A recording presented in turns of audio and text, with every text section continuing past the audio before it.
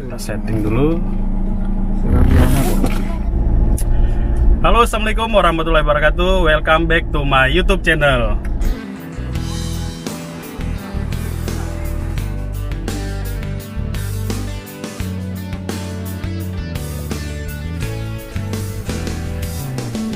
Nggak seperti biasanya di channel saya.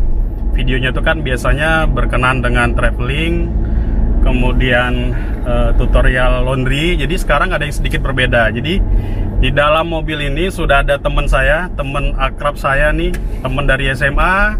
Kami satu SMA, terus satu kuliah juga, sama-sama kuliah di Teknik Geologi UGM. Nah, ini sebelah saya nih ada Arif Sarijal. Assalamualaikum. Iya, gimana kabarnya, Arif? Baik, baik ya, alhamdulillah. Lama bener gak jumpa, Bunda? Iya, lama bener gak jumpa kita ya. Karena Arif ini sibuk nih, geologis ya, tapi sibuk kerjaannya, bisnisnya di Jakarta, sedangkan kita tinggalnya di Banda Aceh. Ini di belakang kita ada juga nih temen Mukadis, mana dia? Teman harian ya. Teman harian ya, Mukadis. Terus kita juga bawa paling belakang itu ada anak saya Reza. Sebelah Mukadis juga anaknya Bang Fasbir ya. Jadi itu bisa dibilang apa? Junior geologis gitu ya. Nah, ini jalan-jalan sambil ngobrol santai tentang geologi. Apa nih kira-kira temanya nih, Rip? Mungkin yang agak umum aja, Bud. Ya, umum yang ya, tidak terlalu sehari-hari spesifik lah ya. Ya. Kita ngomong masalah pasir aja deh hari ini. Pasir? Ya. Kok bisa pasir? Tapi menarik pasir tuh, Rip ya? Ya karena kan semua orang butuh pasir. Butuh ya. pasir ya, untuk bangunan mungkin ya? Ya, untuk bangunan, untuk buat cor-coran, untuk plester dinding rumah, ya, untuk jembatan, untuk bendungan, terowongan, banyak banget pakai Bud. Ya. Ya. Tapi bentar, ini langsung keluar ide nih. Ya, Jadi ngomong-ngomong pasir ya tadi ya. Mungkin dari teman-teman semua itu pernah secara nggak langsung pernah melihat ataupun jalan-jalan ke pantai sekitar pantai Banda Aceh ataupun Aceh Besar, itu pernah melihat tidak? Jadi pasirnya itu kok bisa beda warna gitu. Contoh nih, saya sendiri pernah ngeliat di pantai Ulele sampai ke Kurung Raya itu warnanya cenderung hitam ya, abu-abu kehitaman. Sedangkan di pantai Lampu Loknga itu cenderung lebih putih, cerah, ya? lebih cerah atau kekuningan. Itu menarik kalau gitu kita bahas, Rip ya. Iya, itu sangat menarik itu sebenarnya. Sangat menarik. Jadi gini, kita kan coba aja kita langsung menuju ke lokasi ya, ke lokasi itu. Nanti kita ambil sampel, kita diskusikan gitu ya. Rute atau lokasinya yang paling tahu Mukadis nih. Di mana, Dis, kira-kira, Dis? Kita ngambil sampelnya tuh, Dis. Ya, untuk hari ini kita akan coba 3 lokasi. 3 lokasi, boleh, oke. Di mana aja? Yang dekat dengan Banda Aceh, pertama mungkin di seputaran Indrapuri. Oke, Indrapuri, oke. Kemudian lokasi kedua nanti kita akan bergerak ke utara di Kurung Raya. Kurung Raya, boleh, oke. Kemudian yang terakhir Kalau nggak, kalau nggak sambil istirahat ya, sambil lihat pemandangan laut ya. Betul. Ya, ini kita sudah sampai di lokasi yang pertama. Ini di daerah Lampaku ya, Dis ya? Ya, Lampaku, Simpang Lampaku. Simpang Lampaku, kita belok kiri. Yang mana beloknya nih? Ini alamat 55. Oh ya, ini ada ini ya, makam pahlawan nasional ya, Tengku Panglima Polim di sini. Oke. Kita masuk ke dalam. Oh, jembatan panjang itu ya? Jadi kita kanan. Kan Panglima Polim ke depan. Lewat rumah nek baru itu nggak? Ini sungai. Ya, ini kita menuju ke Sungai Kurung Aceh. Nah, ini banyak endapan pasir ya, pasir sungai. Oke, kita sudah sampai ke lokasi. Itu kelihatan ya, itu Kurung Aceh. Nah, ini banyak endapan atau deposit pasir ya, pasir ya, pasir pasir sungai ya. Ini kita bilangnya sedimen ya. Sedimen ya.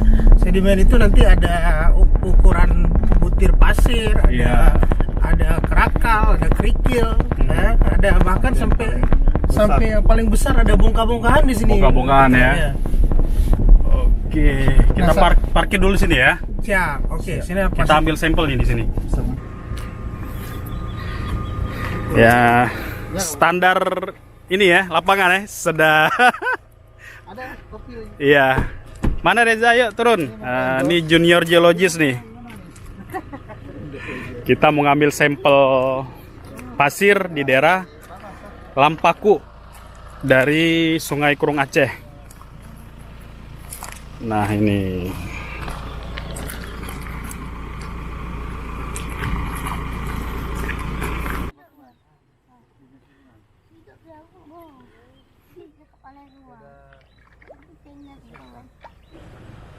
Ya, ini kita sudah berada di sepantaran Sungai Krung Aceh. Kita mau lihat, mau ngambil sampel nih. Saya udah siapin kantong sampelnya untuk pasir ya. Ini kita udah temukan di sepanjang sungai ini. Pantaran sungai juga banyak material, mulai dari pasir, ada kerikil, ada kerakal, ada yang bahkan lebih besar lagi ya. Tapi ini yang kita tujukan adalah mengambil sampel pasir. Nah, kita udah dapat satu contoh nih, yaitu endapan pasirnya. Nah, sekarang coba kita ambil ya, karena ini pasir ya mudah saja, nggak perlu alat-alat yang aneh-aneh. Kita ambil saja ini kita masukkan.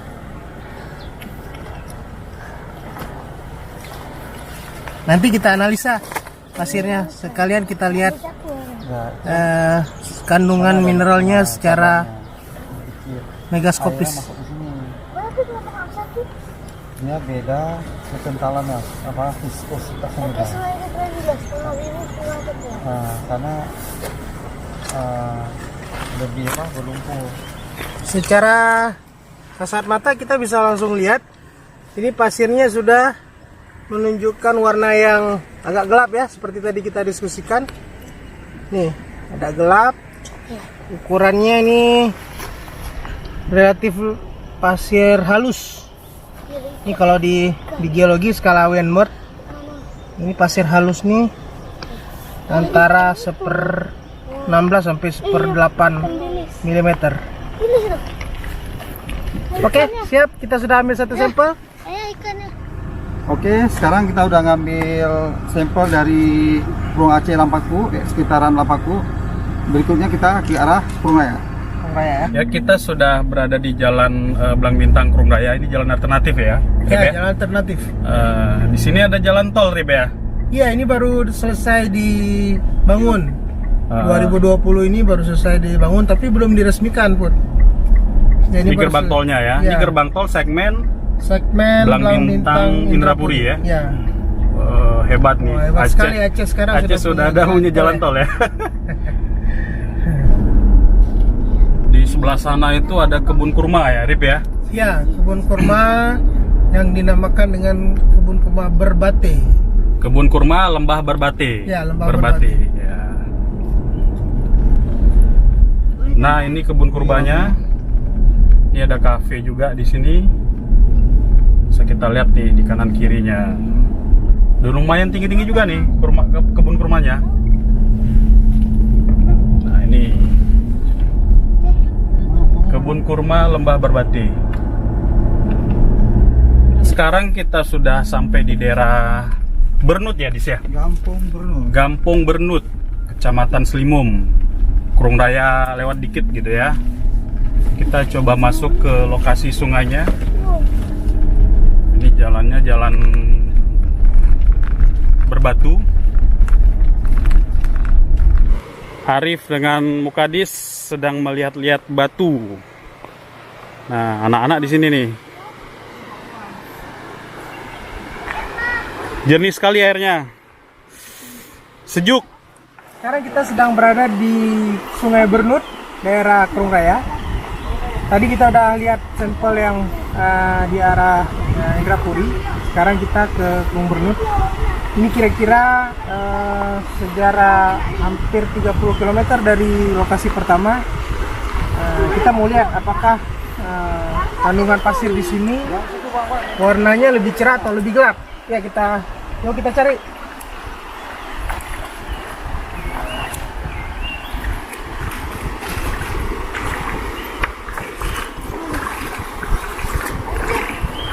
Nah, ini. Coba nih, kamera diarahin sini nih. Ini kita lihat endapan pasir. Ada akumulasi warna kehitam-hitaman di beberapa tempat nih.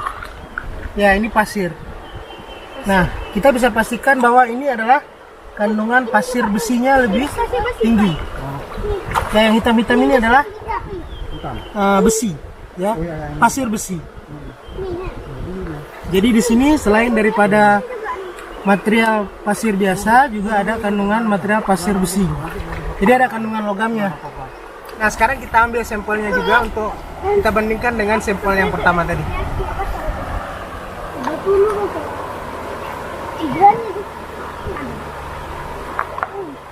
Oke, kita udah selesai di lokasi yang kedua. Sekarang kita menuju ke lokasi yang ketiga. Kemana, Rep? Ke Longa. Ke Longa ya. Nah, sekarang kita menuju ke arah Longa. Oke. Kan ada masih jembatan sini. Oh, ini Bu. Itu jembatannya yang di atas tuh bisa juga dah. Oh, kita nggak ke sungai ya? Iya, kita juga mikir kayak itu. Ada jembatan. Tapi kan harus di mana? Iya. Sebelah sana ada sungai. Ya, kita belok kemari.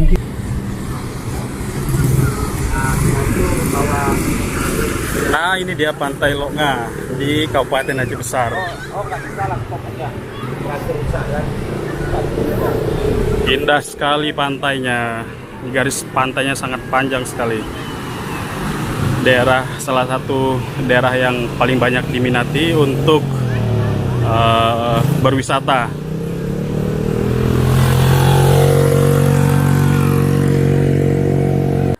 Ya, kita berada di Pantai Longa. Kenapa di pantai dipilih? Karena kita ingin melihat pasir yang warnanya berbeda. Coba kita lihat sekeliling ini. Pasir yang ada di daerah pantai ini warnanya lebih cerah karena sudah mengalami transportasi yang cukup jauh dari batuan sumbernya. Kemudian kalau kita lihat ada kilatan-kilatan yang terpantul dari cahaya matahari terhadap mineral ini karena kandungan silikanya yang banyak. Nah, coba lihat. Warna pasirnya lebih cerah. Kandungan silikanya lebih tinggi. Nah, ini kita akan ambil sampelnya untuk kita lihat nanti lebih lanjut. Ya.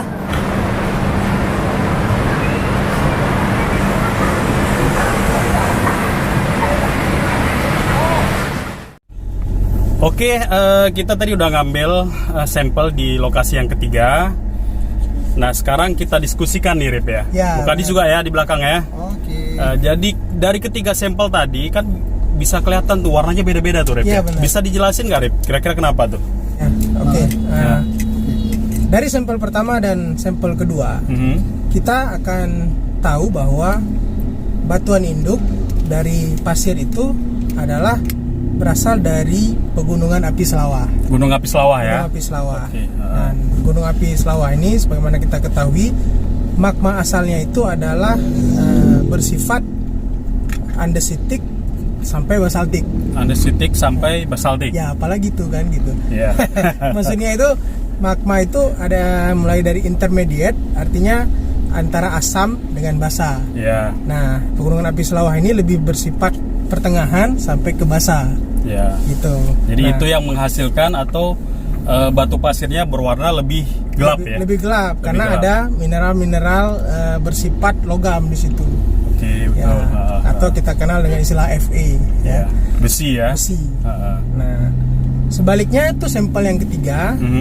Sampel ketiga itu warnanya lebih cerah. Ya.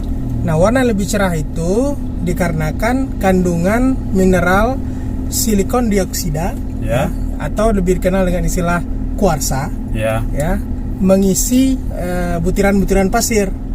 Jadi sehingga warnanya lebih cerah. Lebih cerah. Nah, kalau kita lihat batuan asalnya dari mana, maka itu batuan asal yang dari pegunungan Ulumasen.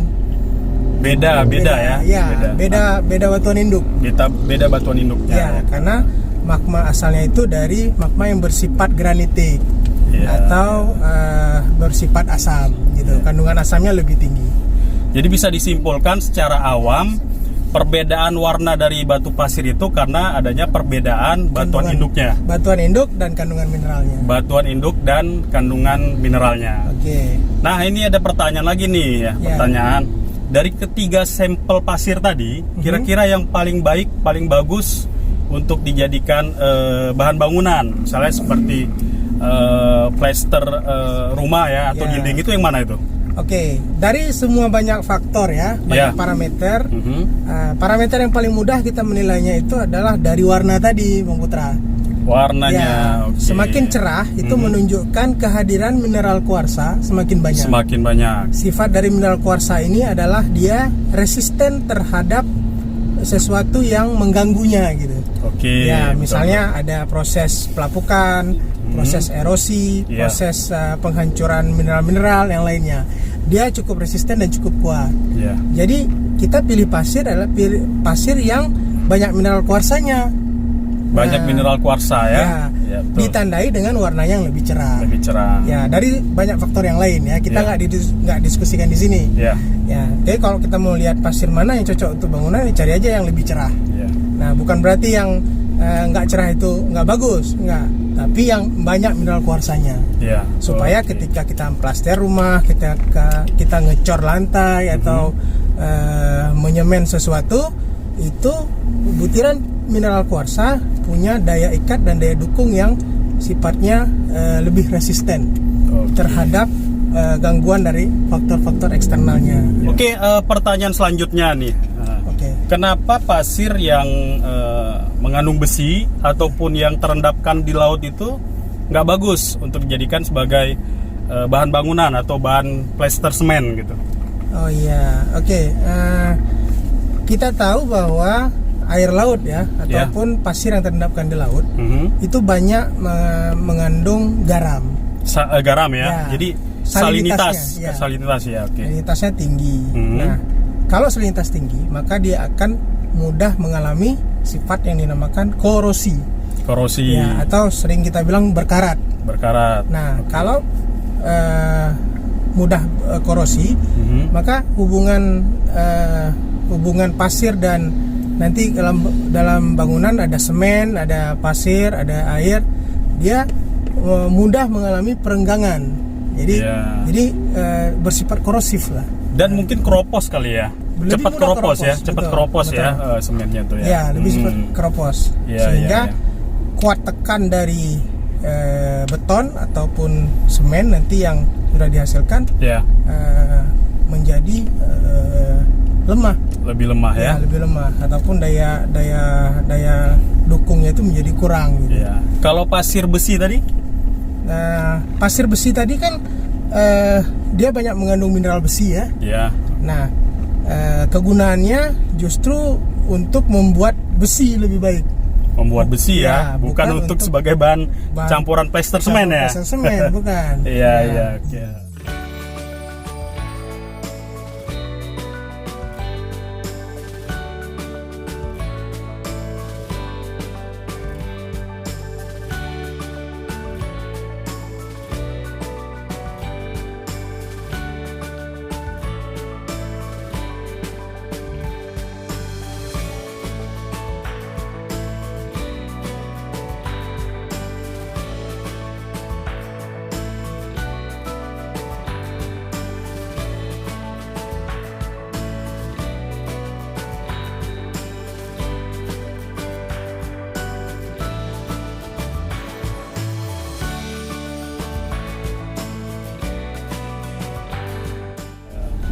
Baik, jadi gitulah diskusi kita pada kesempatan ini. Jadi bagi teman-teman yang mungkin sebelumnya pernah pertanyaan seperti yang saya jelaskan di awal tadi, kenapa warna pasir bisa berubah-ubah ya, semoga bisa terjawab.